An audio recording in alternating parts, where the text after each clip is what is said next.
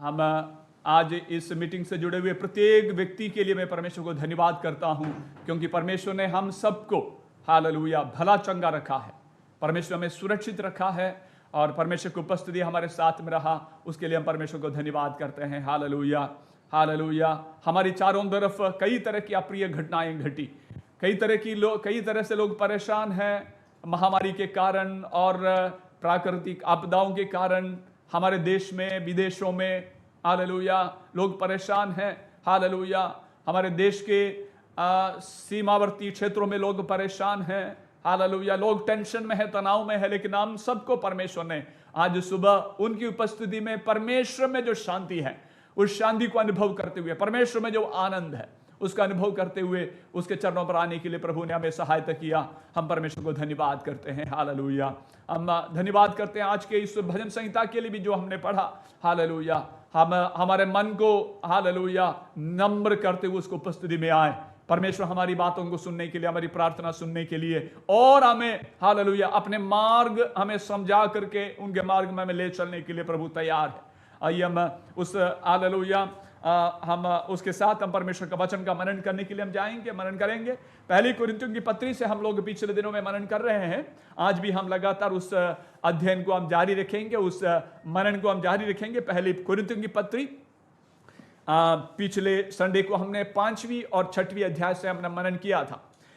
हमें मालूम है कुरिन्थ की पहली पत्री को पौलुस ने, हमने इससे पहले कई बार कहा, कुरिन्थ की पत्री को पौलुस ने कोरिन्थ की कलीसिया से वो जाने के बाद में, हमने कलीसिया की स्थापना करने के बाद लोगों को करीब 1.5 साल तक वचन सिखाने के बाद, उनको प्रभु यीशु मसीह की चेला बनाने के बाद पौलुस वहां से चला गया था और एफेसुस में पहुंचने के बाद वहां से उन्होंने इस पत्री को कोरिन्थ के विश्वासियों के नाम से लिखता है, क्योंकि उनको पता चला कि कोरिन्थ के विश्वासी लोगों के जीवन में जितनी आत्मिक परिपक्वता होना चाहिए था उतना नहीं हुआ है। और उसके अलावा कलीसिया के अंदर कई तरह की समस्याएं हैं, कलीसिया के अंदर कई तरह के प्रॉब्लम्स है करके हम पढ़ते हैं।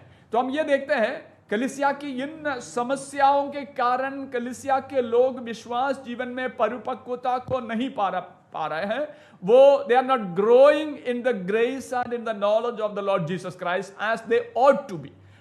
इसके कारण क्या है, हम लोग उसके ऊपर विश्लेषण करते आ रहे हैं। मतलब उसको एक एक जो समस्या कोरिन्थ की कलीसिया में है उसको एड्रेस करते हुए उस समस्या से कलीसिया के विश्वासी लोग कैसे उसका सामना करें, कैसे उससे वो बचें, इस प्रकार को उनको जवाब लिखते हुए इस पत्री को पौलुस लिखता है।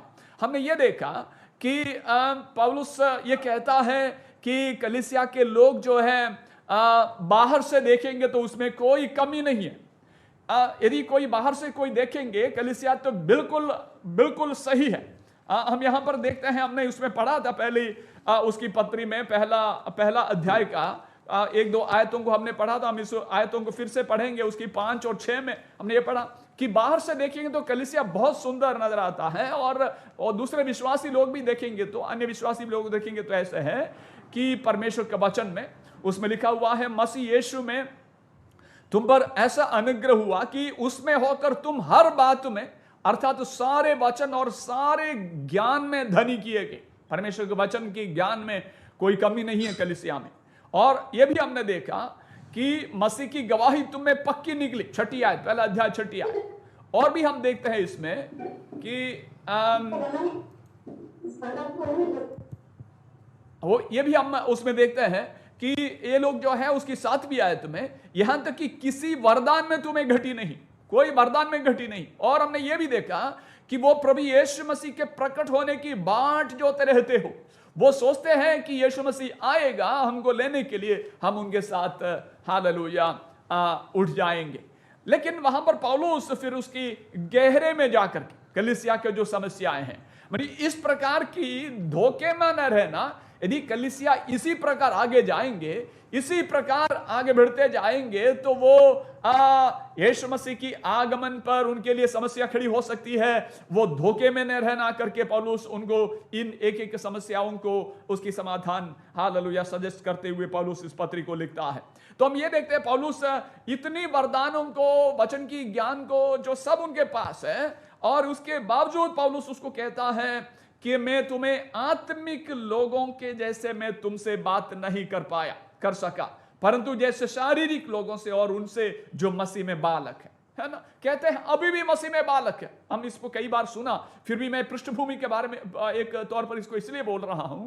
कुरिन्थ के कलीसिया के लोग अभी भी इन्फेंसी में है, spiritually they are in an infant stage, और एक बालक है करके वहां पर लिखा हुआ है। दूध नहीं, पौलुस बोलता मैं तुम्हें दूध पिलाया, अन्न नहीं खिला पाया, हालेलुया, क्योंकि तुम अभी भी शारीरिक हो। उसके कारण भी हमने देखा, क्योंकि वहां लिखा हुआ है कि तुम में डाह और झगड़ा है, डाह और झगड़ा है, ये बात हमने देखा। अब यहां से हम कंटिन्यू करेंगे आज का जो मनन है कि कुरिन्थ के कलीसिया के लोगों की समस्या के कारण, आत्मिक परिपक्वता को नहीं पाने के कारण, या वो बड़ा नहीं होने के कारण, एक बालक बड़ा होता है उसी प्रकार कलीसिया के लोग आत्मिक रूप में बढ़ते नहीं गया, बढ़ोतरी की नहीं पाया। उसके कारण यह है, पहले कारण बोला उसके अंदर डाह और झगड़ा है ना। अब उस बात को देखा, ये ना, ये हम छठी अध्याय में आते समय देखो, छठी अध्याय की पहली बात यह है कि उसकी हेडिंग आप देख लो, हिंदी बाइबल में लिखा है मसीहियों में मुकदमेबाजी। मसीहियों में मुकदमेबाजी यानी विश्वासी लोगों में ये आपस में हमने देखा डाह और झगड़ा है, उसमें उन लोगों में झगड़ा है, और झगड़ा करने के बाद क्या करते हैं, ये झगड़ा अपने आप में नहीं निपटाते हैं, या झगड़ा की जो भी कारण है वो विश्वासियों के बीच में या कलीसिया के अंदर ही उसकी निपटारा करने के बजाय फिर वो क्या करते हैं, वो इसको लेकर के अन्य जातियों के बीच में जाते हैं, अन्य जातियों के बीच में जाते हैं, समस्या को लेकर के कोर्ट में जाते हैं और थाने में जाते हैं, एफआईआर दर्ज कराते हैं, वहां से फिर कोर्ट में चले जाते हैं, कोर्ट केस बन गया इनके पे। इनकी झगड़ा इतनी बढ़ गए हैं कि क्या है, वहां पर कोर्ट में जाकर के वो केस लड़ने लगते हैं। वहां पर लिखा हुआ है, उसकी आयत यदि हम पढ़ेंगे कि उसमें लिखा हुआ है, उसकी पहली आयत देखेंगे तो उसमें लिखा, देखो क्या तुम में से किसी को यह हियाव है कि जब दूसरे के साथ झगड़ा हो तो फैसले के लिए अधर्मियों के पास जाएं और पवित्र लोगों के पास ना जाएं। देखिए, विश्वासियों के बीच में भी समस्याएं हो सकती, लेकिन समस्या हो तो क्या करना पड़ेगा, वो विश्वासी लोग परमेश्वर के भय में, भक्ति में, परमेश्वर के वचन के आधार पर, परमेश्वर के वचन जो हमें दिशा निर्देश देते हैं उसके अनुसार हमारी समस्याओं को सुलझाना चाहिए। ऐसा नहीं कि हम इस हमारी बातों को लेकर के हम कोर्ट में जाएं और केस लड़े, और ऐसा नहीं है कि हम पूरे गांव वालों को, अन्य जातियों को बुला करके हम उसके लिए भांगजड़ा करें, या इस प्रकार की बातों को करके हम परमेश्वर की नाम को निंदा पहुंचाने वाले, अपमान करने वाले हम हो जाते हैं। ऐसा नहीं होना चाहिए। पौलुस कहता है कि यदि तुम्हारे बीच में कोई बात होती तो क्या हो जाता है, वहां पर लिखा हुआ, उसकी छठी पद में हम देखेंगे तो वहां लिखा हुआ छठी पद में, तुम में भाई भाई में मुकदमा होता है, और वो भी अविश्वासियों के सामने, अविश्वासियों के सामने। देखिए उसके 7वां वचन में लिखा हुआ, 7वां वचन में उसमें पढ़ेंगे तो उसमें इस प्रकार लिखा हुआ है, इंग्लिश में इस प्रकार लिखा है, the very fact that you have lawsuits among you means you have been completely defeated already. कि तुम्हें मुकदमेबाजी है, तुम कोर्ट में जाकर के मुकदमा लड़ते हो, यह बात है कि तुम पहले से ही पराजित हो चुके हो मसीही जीवन में। ऐसा लिखा हुआ है कि 7वें वचन में हिंदी में इस प्रकार लिखा हुआ है, परंतु सचमुच तुम में बड़ा दोष तो यह है कि आपस में मुकदमा करते हो, अन्याय क्यों नहीं सहते। कोर्ट में जाने के बजाय, मुकदमा लड़ने के बजाय, पूरे गांव वालों को, अन्य जातियों को बुला करके भांगचड़ा करने के बजाय तुम विश्वासी लोग एक दूसरे की अन्याय क्यों नहीं सहते हो। हम लोग अन्याय सहने के लिए भी बुलाए वो लोग है ना। मसीही विश्वासियों में, कलीसियाओं में हम अन्याय होना नहीं चाहिए। पहली बात, यदि होता है, किसी बात की झगड़ा होती है, किसी बात की समस्या पैदा हो जाती है दो जनों के बीच में या उससे ज्यादा लोगों के बीच में, तो विश्वासी लोग बैठ करके उसको सुलझाना चाहिए। तो उसमें नहीं लिखा है कि देखिए उसकी 6:3 में लिखा हुआ है, क्या तुम नहीं जानते कि हम स्वर्गदूतों का न्याय करेंगे। और आगे लिखा हुआ है, तो क्या सांसारिक बातों का न्याय नहीं कर सकते हैं। यदि तुम्हें सांसारिक बातों का निर्णय करना हो तो क्या उन्हीं को बैठाओगे जो कलीसिया में कुछ नहीं समझते जाते हैं, है ना। हमें यह बात देखना है कि क्या तुम नहीं जानते कि स्वर्गदूतों का न्याय करेगा। यह कब होगा कि हम यीशु मसीह के आगमन में, हालेलुया, हम उनके साथ उठा लिए जाएंगे और यीशु मसीह इस संसार का न्याय करने के लिए संसार में आएंगे।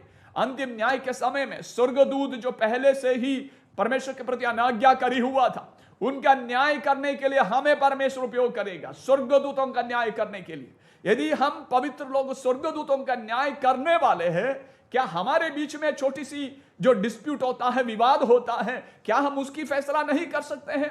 परमेश्वर के ज्ञान में, पवित्र आत्मा का अभिषेक में होकर के, परमेश्वर के ज्ञान प्राप्त करके क्या हम हमारी विवादों को हम सुलझा नहीं सकते हैं?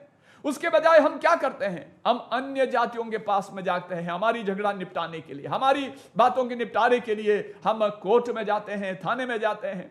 आज ये आम बात हो गई है कि कलीसियाओं में गुटबाजी है ना, सेम एक ही कलीसिया में गुटबाजी, एक गुट दूसरे गुट के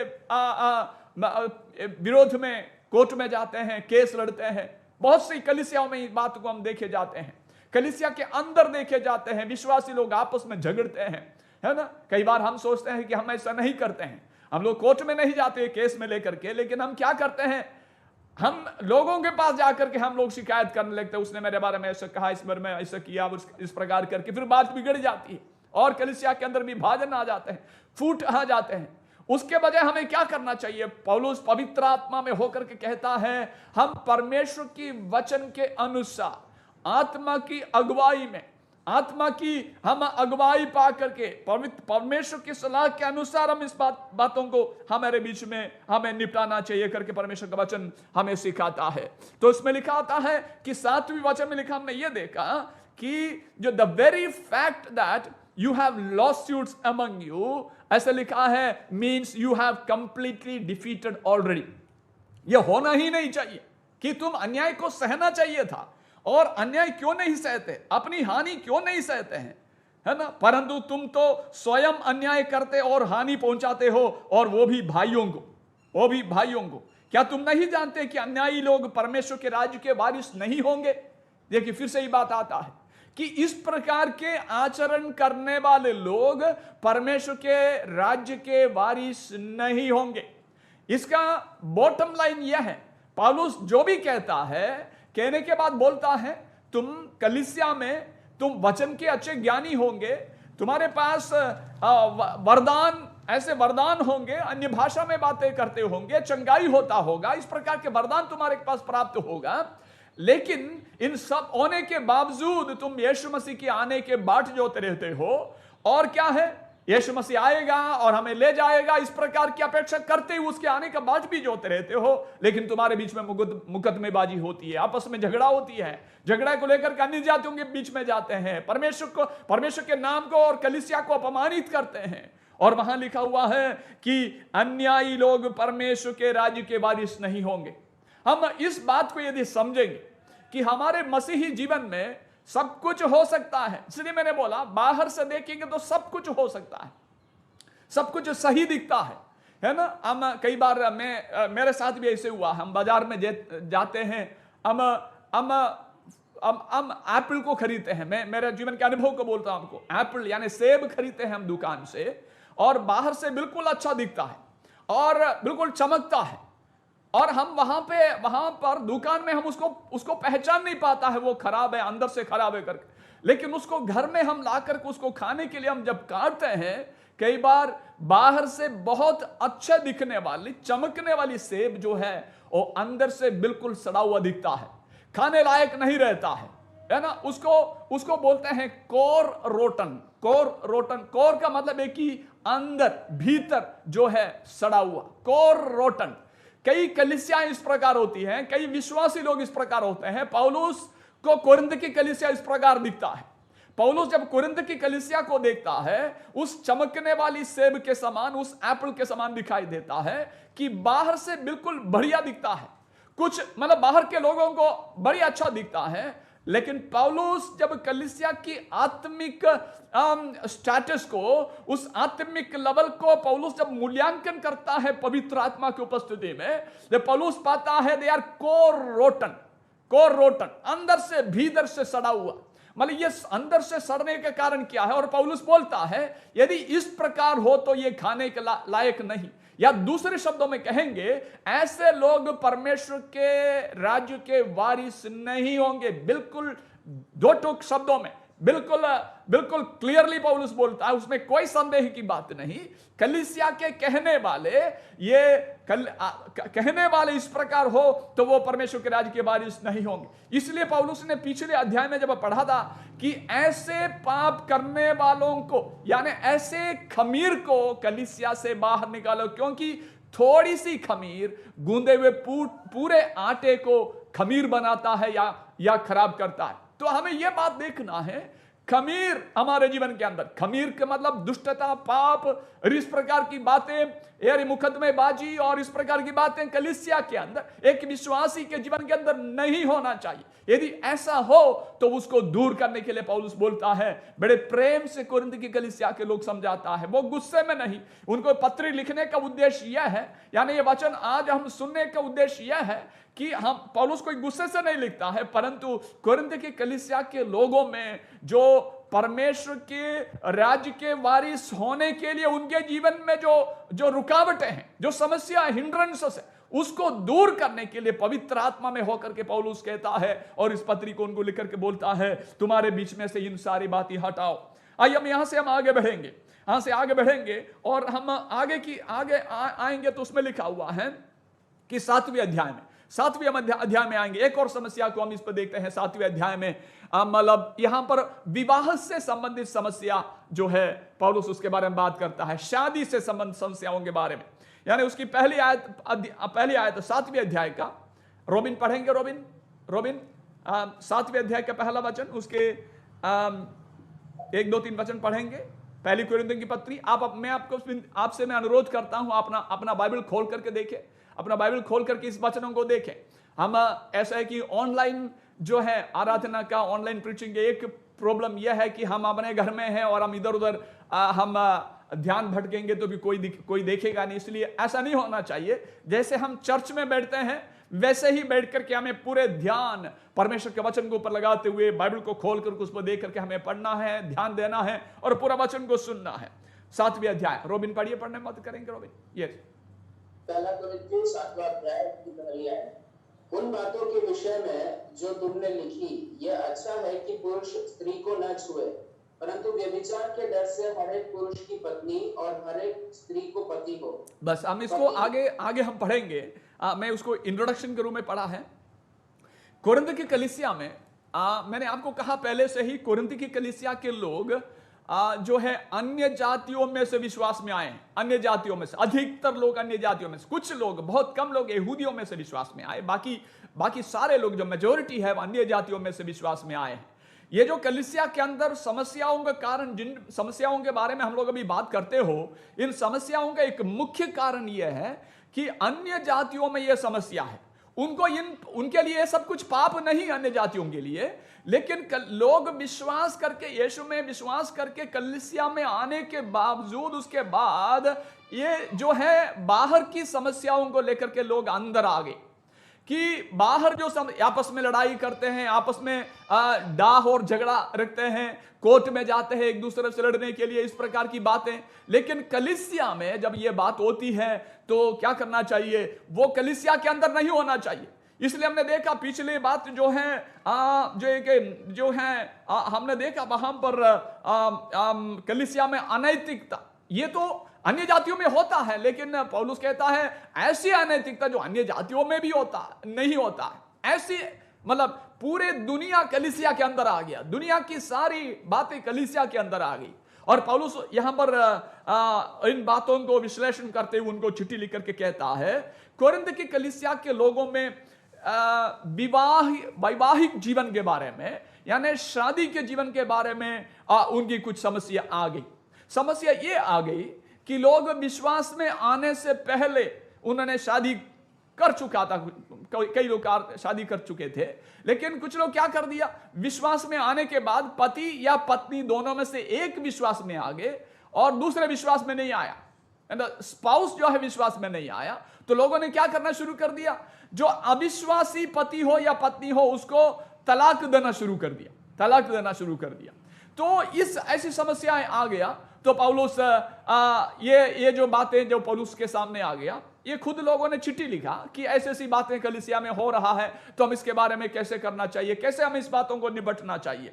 तो पौलुस वहां पर कहता है कि इन बातों को निपटारा करते समय परमेश्वर की कलीसिया में कैसा होना चाहिए, परमेश्वर इसके बारे में, पवित्र आत्मा इसके बारे में हमें क्या मार्गदर्शन देता है, उसके अनुसार हमें निर्णयों को लेना चाहिए। हम विश्वास में आने के बाद हमें अपनी मर्जी पर नहीं, परंतु पवित्र आत्मा के, परमेश्वर के दिशा निर्देश के अनुसार हमें बातों को लेना चाहिए। मैंने कलीसिया में आने के बाद लोगों को कई बातों के ऊपर कई समस्या आ गई। हम यहां पर देखते हैं उसके जो हम उसके तीसरी आयत में आएंगे तो वहां लिखा हुआ है 7वें अध्याय की तीसरी बात, पति अपनी पत्नी का हक पूरा करे और वैसे ही पत्नी भी अपनी पति का, है ना। पत्नी को अपनी देह पर अधिकार नहीं, पर उसके पति का अधिकार है। वैसे ही पति को भी अपने देह पर अधिकार नहीं, परंतु पत्नी का है। तुम एक दूसरे से अलग ना रहो, परंतु केवल कुछ समय तक आपस की सम्मति से कि प्रार्थना के लिए अवकाश मिले और फिर एक साथ रहो। ऐसा ना हो कि तुम्हारे असंयम के कारण शैतान तुम्हें परखे। मतलब विश्वास में आने के बाद लोगों के अंदर एक ऐसी धारणा, शायद कोई झूठी शिक्षा के अनुसार लोगों ने कोई सिखाया होगा कि शादी में आने के बाद, विश्वास में आने के बाद शारीरिक संबंध स्थापित करना गलत बात है करके। तो पौलुस उसका भी एड्रेस करते हुए लिखता है कि ऐसा नहीं है, ऐसा नहीं है। पति अपनी पत्नी का हक पूरा करे और वैसे ही पत्नी भी अपने पति का, इस प्रकार करके बोलता है तीसरी आयत में। और लिखा है पत्नी को अपनी देह पर अधिकार नहीं, पर उसके पति का। लोगों की ऐसी एक धारणा कलीसिया के अंदर पैदा हो गया था, कोरिन्थ की कलीसिया के अंदर। विश्वास में आने के बाद इस प्रकार की बातें करना पति पत्नी के बीच में भी हो तो वो गलत बात है करके शायद किसी ने सिखाया होगा, लोगों ने ऐसे विश्वास किया। लेकिन पौलुस सिखाता है यदि पति और पत्नी है तो उनको एक दूसरे के बीच में कुछ उत्तरदायित्व, कुछ रिस्पॉन्सिबिलिटी है और उसको पूरा करना है। साथ में रहना है, अलग नहीं रहना है, अलग नहीं रहना है। सिर्फ प्रार्थना के लिए कुछ समय अलग रहने के बाद, वो भी एक दूसरे के सम्मति के साथ अलग रहने के बाद फिर वापस एक साथ होना है, ताकि शैतान, ऐसा ना हो कि तुम्हारे असंयम के कारण शैतान तुम्हारी परीक्षा ले, है ना। ये बात पौलुस उसको सिखाता है, पौलुस उनको सिखाता है कि यहां पर। लेकिन दूसरी बात हमें देख, एक बात ये मैंने कहा, दूसरी बात यह है कि हम 10वीं आयत में आएंगे, 7 का 10 में। रोबिन पढ़ेंगे, रोबिन आप ध्यान देंगे उसके 7वीं 10 और 11, 7 का 10 और 11 ध्यान दे उसको, अपना बाइबल में देख सकते हैं। यस, जिनका विवाह हो गया है उनको मैं नहीं वरन प्रभु आज्ञा देता है कि पत्नी अपने पति से अलग न हो, और यदि अलग भी हो जाए तो बिन दूसरा विवाह किए रहे, या अपने पति से फिर मेल कर ले, और ना पति अपनी पत्नी को छोड़े। आमीन, प्रेज द लॉर्ड, हालेलुया। यहां पर तलाक के बारे में, डिवोर्स के बारे में पौलुस ये सिखाता है कि जिनका विवाह हो गया है, चाहे विश्वास में आने से पहले हो गया, विवाह तो विश्वास में आने से पहले हो गया होगा या विश्वास में आने के बाद हो गया हो, लेकिन वहां पर लिखा हुआ है जिनका विवाह हो गया है उनको मैं नहीं परंतु प्रभु आज्ञा देता है। इस अध्याय को लिखते समय कई बार पौलुस अपना ओपिनियन, अपना राय देता है कई बातों के बारे में, कि एक परमेश्वर के दास होने के कारण, एक पवित्र आत्मा का अभिषेक पाया हुआ एक परमेश्वर के दास होने के नाते अपना पर्सनल ओपिनियन भी देता है। और कई बातों में उन्होंने परमेश्वर की ओर से आज्ञा पा करके परमेश्वर की ओर से आज्ञा देता है। लेकिन यहां पर जो आज्ञा दे रहा हूं वो परमेश्वर की ओर से है, अपना पर्सनल ओपिनियन नहीं है ना। अब परमेश्वर के दास होने के नाते उसकी व्यक्तिगत राय नहीं है, व्यक्तिगत अभिप्राय नहीं है, परंतु वो कहता है कि ये मेरी अभिप्राय नहीं, परमेश्वर की आज्ञा में तो मैं देता हूं। इंग्लिश में इस प्रकार लिखा है, to the married I give you this command, a wife must not separate from her husband, a wife must not separate from her husband. यानी यहां पर बिल्कुल अनुमति नहीं देता शादी होने के बाद डिवोर्स के लिए, यानी तलाक के लिए, पति पत्नी अलग होने के लिए परमेश्वर अनुमति नहीं देता। वहां पर इंग्लिश में मस्ट लिखा, मस्ट नॉट, मस्ट नॉट।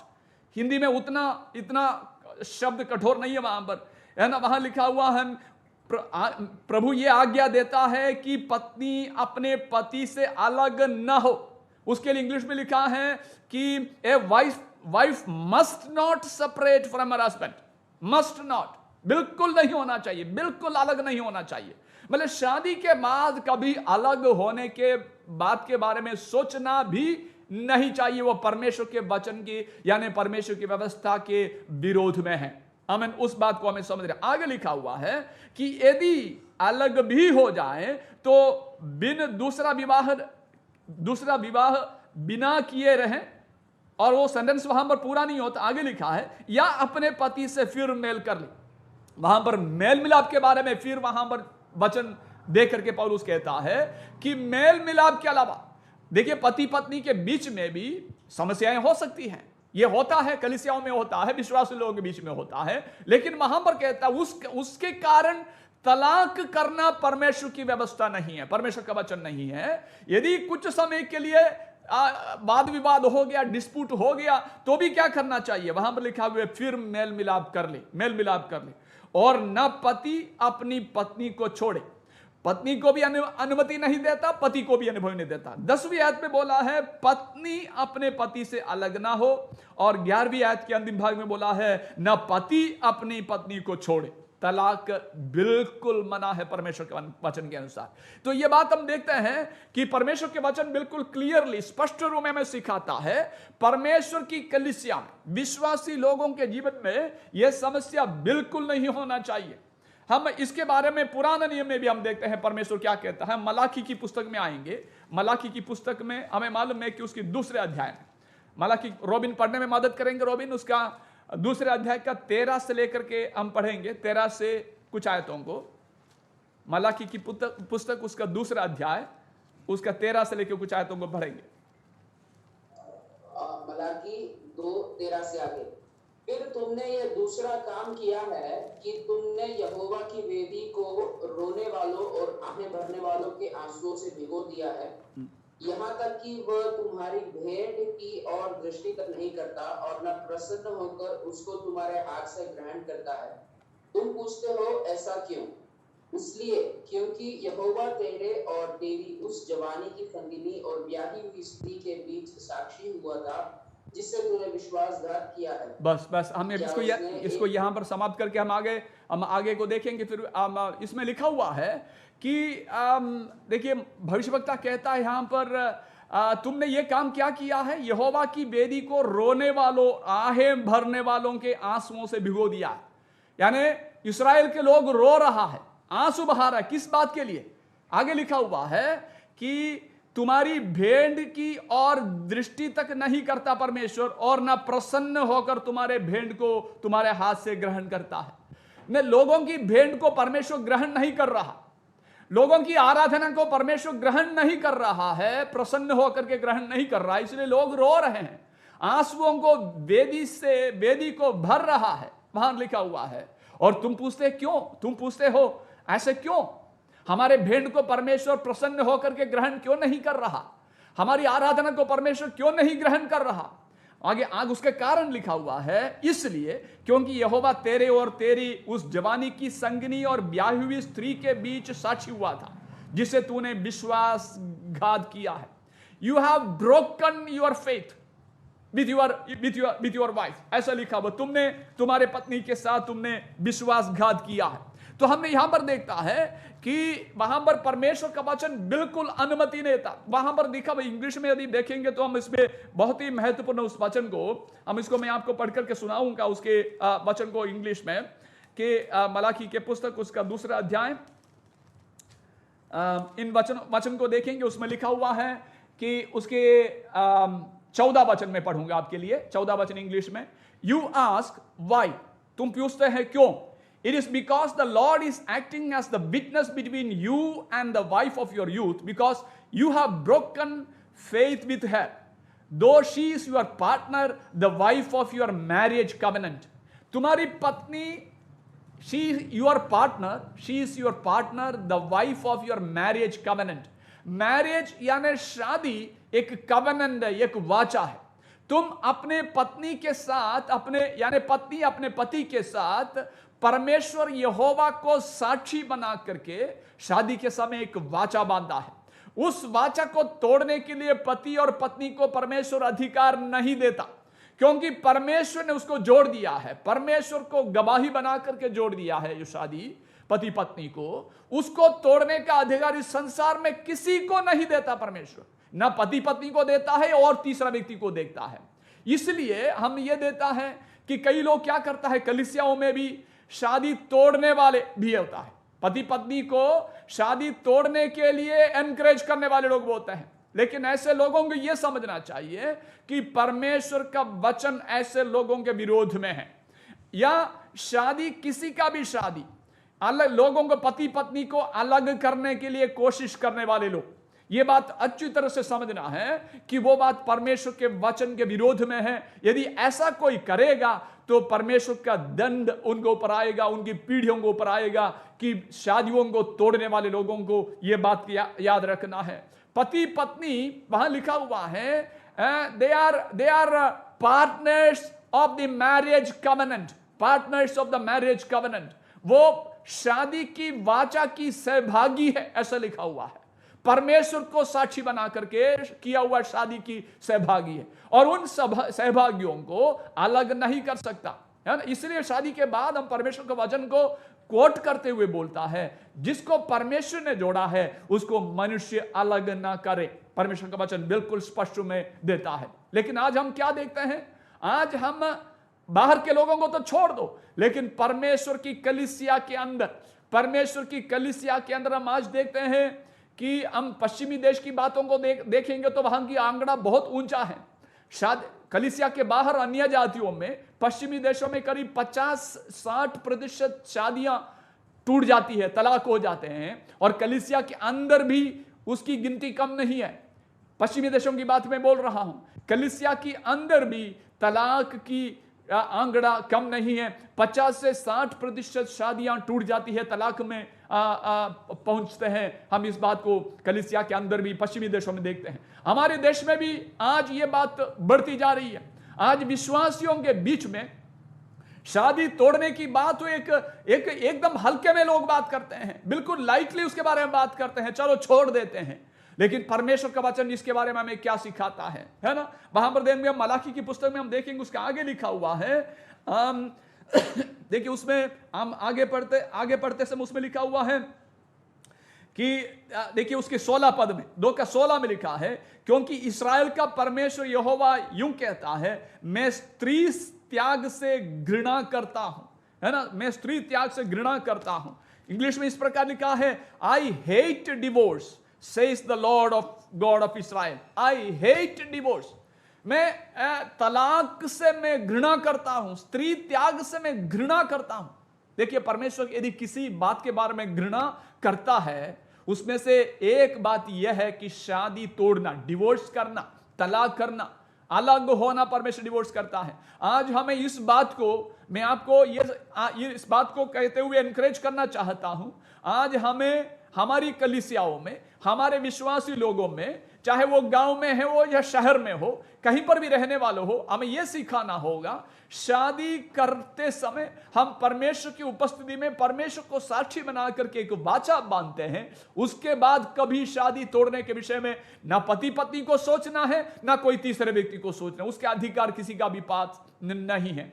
आज देखो हमारे देश में भी फैमिली कोर्ट में, जो पारिवारिक जो न्यायालय होते हैं, आप फैमिली कोर्ट में ये जो है केसेस इतने बढ़ गए हैं, इतनी केसेस बढ़ गए हैं कि उनके पास समय नहीं है इस बातों को निपटाने के लिए। कई बार न्यायालय में मजिस्ट्रेट क्या करता है, मजिस्ट्रेट उनके लिए छोड़ देता है, पति और पत्नी के बीच में तुम लोग इसमें आपस में सुलझो, उसके बाद आ जाओ, तुम लोग बात करने के बाद आओ फिर से कोर्ट में, है ना। शादी तोड़ना कोर्ट भी नहीं चाहता है ना। ये बात परमेश्वर की व्यवस्था के विरोध में है। I hate divorce says the Lord God almighty. मैं तलाक से घृणा करता हूं। पहली कोरिन्थियों की पत्री में वापस आएंगे, पहली कोरिन्थियों की पत्री में वापस आएंगे, उसमें लिखा है, आमेन, हमें इस बात को देखना है, ना हमें शादी की तोड़ने के विषय में सोचना है, ना उसको एनकरेज करना है। इस बात को हमें अच्छी तरह से जानना है।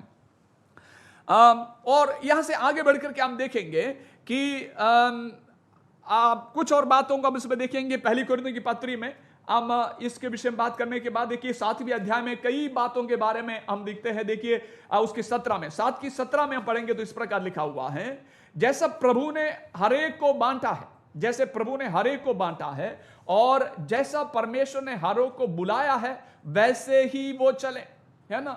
मैंने बोला कोरिन्थ की कलीसिया के लोग पहले से शादी कर चुका था विश्वास में आने से पहले, लेकिन विश्वास में आने के बाद लोगों ने सोचा कि मेरी पत्नी विश्वासी नहीं हो, विश्वास नहीं किया तो मुझे शादी उसको छोड़ देना चाहिए। तो पौलुस क्या बोलता है, ऐसा नहीं करना, परंतु हरेक को जो बांटा है और जैसे परमेश्वर ने हरेक को बुलाया, विश्वास में आते समय तुम जैसा हो जैसा था वैसे ही रहें, वो कहता है। उसके बारे में 20वीं पद में भी लिखा है, 20वीं पद में भी हरेक जन जिस दशा में बुलाया गया हो उसी में रहे, उसी में रहे। 20वां वचन में लिखा हुआ है, तुम विश्वासी हो या विश्वास में आने के बाद भी जैसे तुम बुलाया गया है, विश्वास में आते वक्त तुम कैसे था वैसे ही रहे। यदि तुम अविश्वासी पत्नी से शादी किया है उसको भी तलाक ना करना। परमेश्वर के आगे थोड़ा एक्सप्लेनेशन देता है, लेकिन यहां पर बल देकर के कहता है कि तुम जैसे तुम्हें बुलाया उसी दशा में रहना, है ना। तो शादी किया हुआ तो फिर तलाक के लिए नहीं सोचना, यदि तुम अलग था तो अब उसके लिए नहीं सोचना करके परमेश्वर का वचन कहता है। देखिए 23वीं पद में लिखा है, तुम दाम लेकर मोल लिए हुए हो, तुम अपना नहीं हो, तुम दाम लेकर मोल लिए हुए करके वहां पर 7 का 23वां पद में हम लोग इस प्रकार देखें 2 बार पौलुस कहता है तुम दाम लेकर के मोल लिए हुए हो करके कहता है। कि पिछले संडे को भी हमने उस आयत को पढ़ा था, तुम अपना नहीं हो, तुम दाम लेकर मोल लिए हो। प्रभु यीशु मसीह ने अपना खून दे करके हमें मोल लिया गया है, इसलिए हमारे जीवन के बारे में निर्णय लेने का अधिकार हमें नहीं है। परमेश्वर के वचन के अनुसार ही हम निर्णयों को ले सकते हैं हमारे जीवन के अंदर। जब शादी तोड़ने का मन आता तोड़ना, जोड़ने का मन आता जोड़ना, ऐसा नहीं। तुम तुम्हारे नहीं हो, तुम्हारे अपने नहीं हो, तुम परमेश्वर का हो। निर्णय लेते समय परमेश्वर के वचन के अनुसार, परमेश्वर के वचन की सच्चाइयों के अनुसार तुम्हें निर्णयों को लेना है। देखिए हम इस्राएल के बारे में बात करते, इसलिए हम 10वें अध्याय में आएंगे तो उसमें कुछ बातों को हम देखने को मिलता है। 10वें अध्याय में आएंगे, दो बातों को लेकर के मैं यहां पर समाप्त करूंगा। 10वें अध्याय में वहां लिखा हुआ है कि हम रोबिन पढ़ेंगे और आप अपना बाइबल में देखेंगे 1 से लेकर के 5 तक हम पढ़ेंगे। पहली कोरिन्थियों की पत्री 10वां अध्याय उसका 1 से लेकर 5 तक पढ़िए रोबिन। पहली कोरिन्थियों 10:1 से 5। हे भाइयों, मैं नहीं चाहता कि तुम इस बात से अनजान रहो कि हमारे सब बाप दादे बादल के नीचे थे और सब के सब समुद्र के बीच से पार हो गए, और सबने बादल में और समुद्र में मूसा का बपतिस्मा लिया, और सबने एक ही आत्मिक भोजन किया, और सबने एक ही आत्मिक जल पिया, क्योंकि वे उस आत्मिक चट्टान से पीते थे जो उनके साथ साथ चलती थी, और वह चट्टान मसीह था। परंतु परमेश्वर उनमें से बहुतों से प्रसन्न न हुआ, इसलिए वे जंगल में ढेर हो गए। Praise the Lord, hallelujah.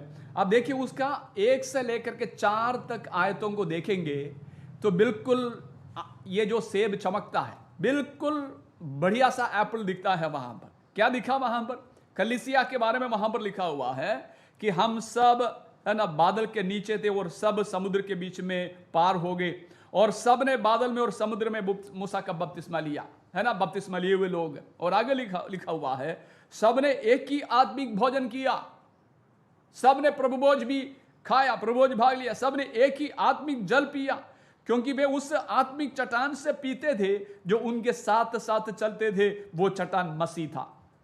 इस बात में कोई कमी नहीं है।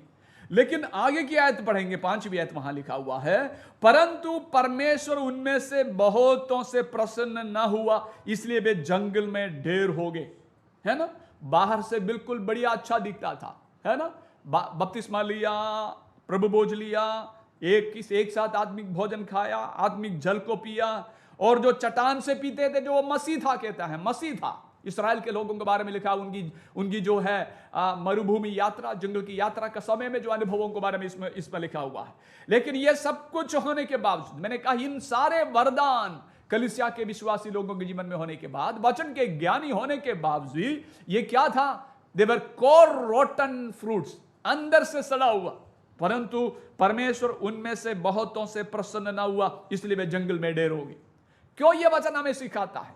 यह वचन यानी पौलुस इस प्रकार कुरिन्थ के विश्वासी लोगों को क्यों लिखता है, उसका लिखने के कारण यह है कि 6ठी आयत में लिखा हुआ है, ये बातें हमारे लिए दृष्टांत ठहरी कि जैसे उन्होंने लालच किया वैसे बुरी वस्तुओं का हम लालच ना करें। हमारी एटीट्यूड में चेंज होना चाहिए, हमारी एटीट्यूड में चेंज होना चाहिए। पिछले दिनों में हमारे एटीट्यूड कैसे रहा, सारी बातें चेंज होता जा रहा है। इन दिनों में परमेश्वर ये बातों को बिल्कुल स्पष्ट रूप में सिखाता है कि इस्राएल की लोगों की इतिहास से कुछ बातों को उदाहरण के तौर पर लेकर के पौलुस कोरिन्थ की कलीसिया के लोगों को सिखाता है, यानी हमें सिखाता है कि ये सारी बातें होने का मतलब ये नहीं कि यीशु मसीह की बाट जोते रहने वाले लोग यीशु मसीह आएगा तो उठा लिए जाएंगे, है ना। पौलुस इस बात को बोलते, परंतु परमेश्वर उनमें से बहुत में से प्रसन्न नहीं हुआ, इसलिए वो जंगल में ढेर हो गए, मर गए करके वो कनान देश में प्रवेश नहीं किया, वायदे को वो पा नहीं पाया करके हम परमेश्वर के वचन में। इसलिए हमें क्या करना चाहिए? हमें हमारी एटीट्यूड को चेंज करना है। जो भी समस्याएं जिसके विषय में हम लोगों ने बात किया, ये समस्याएं सारे उससे हमें हमारे जीवन से हटाना। देखिए हम पहली कोरिन्थ 7वें अध्याय को हम डिस्कस कर रहे हैं, 7वें अध्याय में उस पे हम देखते हैं कि उसकी 29 से लेकर के कुछ आयतों को पढ़ेंगे, 7:29। उसमें इस प्रकार लिखा हुआ है, इस बात को हम देखते हैं कि 7 का 29 से लेकर के हम कुछ आयतों को पढ़ेंगे। इसमें लिखा, मैं पढ़ूंगा आपके लिए, इसमें लिखा है, भाइयों मैं ये कहता हूं कि समय कम किया गया है, समय कम है। क्या बोलता है भाइयों? समय कम है, समय कम है। 29 में इंग्लिश में इस पर लिखा है, what I mean brothers is that the time is short, समय कम है, इसलिए क्या करना है? यदि समय कम हो तो हमें क्या करना? आगे लिखा हुआ है कि इसलिए चाहिए कि जिनकी पत्नी हो वे ऐसे हो मानो उनके पत्नी नहीं, और रोने वाले ऐसे हो माने रोते नहीं, और आनंद करने वाले ऐसे हो माने आनंद नहीं करते, और मोल लेने वाले ऐसे हो मानो उनके पास कुछ है ही नहीं, और इस संसार की साथ व्यवहार करने वाले ऐसे हो कि संसार ही के न हो ले, और क्योंकि इस संसार की रीति और व्यवहार बदलते जाते हैं। हमें क्या करना है? हम देखिए उसकी जो उसके 31 उसकी 31वीं आयत में पढ़ा, और इस संसार के साथ व्यवहार करने वाले ऐसे हो। हमें से अधिकतर लोग इस संसार के बातों के साथ व्यवहार करने वाले हैं, लेकिन कैसे हो कि संसार ही के ना हो ले। हम संसार की बातों से व्यवहार करता है, we deal with the things of this world but we should not be the worldly people. हम संसार के नहीं होना चाहिए, क्योंकि इस संसार की रीति और व्यवहार बदलते जाते हैं। इस बात को में ध्यान देखना है।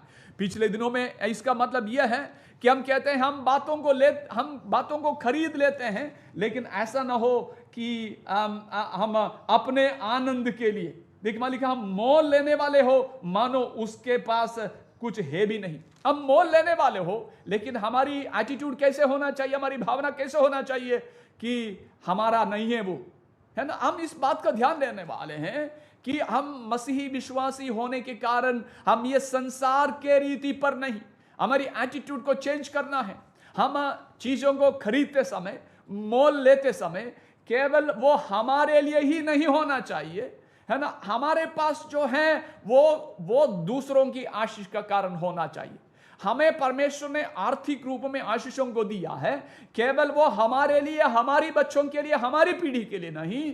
परमेश्वर के लोगों के पास जो संसाधन है वो अन्य लोगों के लिए भी है, उसके लिए परमेश्वर हमें दिया। हमारी एटीट्यूड चेंज होना, क्योंकि लिखा हुआ है कि समय कम है, कि समय कम है। जो हमारे पास उसे केवल हम ही अनुभव करें, हम ही उस आशीषों का अनुभव करें, ऐसा ना हो, परंतु हम उस आशीषों को दूसरों को भी देना चाहिए। हम बातों को खरीदते समय केवल हमारा ही फायदे का ध्यान ना दे, हमें सामान बेचने वाले का भी फायदे का ध्यान देना चाहिए विश्वासी होने के नाते। कई बार हम देखते हैं बाजार में सब्जी लेते समय हम सब्जी बेचने वालों के साथ इतने बार्गेन करते हैं, केवल हमारी फायदा, विश्वासी लोगों के बारे में बोल रहा हूं, विश्वासी लोगों के बारे में हमारी फायदे को हम सोचते हैं, बेचने वालों के फायदे के बारे में हम लोग नहीं सोचते हैं। लेकिन कई विश्वासी लोग ऐसे हैं कि यदि बेचने वाले लोग इस प्रकार की आर्थिक स्थिति के लोग हो तो उनके साथ बार्गेन नहीं करता, है ना, कम करने के लिए नहीं बोलता, वो जो पैसे बोलते उसको देख करके मोल लेकर के आते हैं। बाजार में मैंने ऐसे देखा है, अन्य जाति के लोगों को देखा है कि चीजों को खरीदते समय, सब्जियों को खरीदते समय वो जो दाम बोलते हैं उससे बहुत उनको बार्गेन करके करके बहुत कम दाम पर लेके आते हैं, और वचन में भी, है ना, यदि आधा किलो खरीदने के बाद उसको ऊपर भी डलवाते हैं।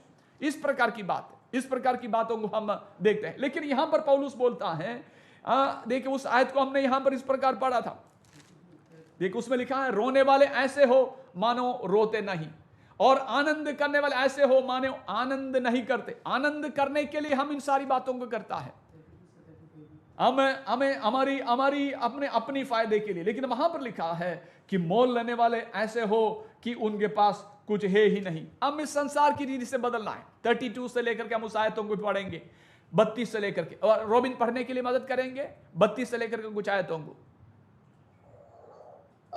अतः मैं यह चाहता हूं कि तुम्हें चिंता न हो। अविवाहित पुरुष प्रभु की बातों की चिंता में रहता है कि प्रभु को कैसे प्रसन्न रखे, परंतु विवाहित मनुष्य संसार की बातों की चिंता में रहता है कि अपनी पत्नी को किस रीति से प्रसन्न रखे। विवाहिता और अविवाहिता में भी भेद है। अविवाहिता प्रभु की चिंता में रहती है कि वह देह और आत्मा दोनों में पवित्र हो, परंतु विवाहिता संसार की चिंता में रहती है कि अपने पति को प्रसन्न रखे।